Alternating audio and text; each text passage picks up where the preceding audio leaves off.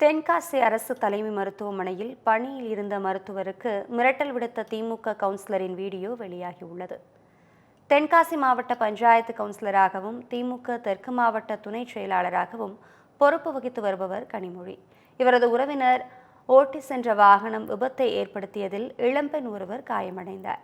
பாதிக்கப்பட்டவர் வழக்கு தொடராமல் இருக்க தென்காசி அரசு மருத்துவமனையில் அனுமதிக்கப்பட்ட பெண்ணை சந்தித்த கனிமொழி 5000 ரூபாய் தருவதாகவும் கூறியுள்ளார். ஆனால் கையில் காசு இல்லாததால் மருத்துவரிடம் பணம் தருமாறு கேட்டுள்ளார். அப்போது தன்னிடமும் பணம் இல்லை என மருத்துவர் கூறியுள்ளார்.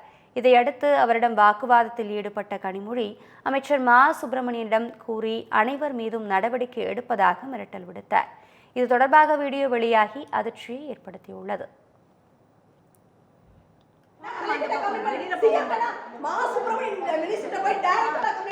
எல்லாத்தையும்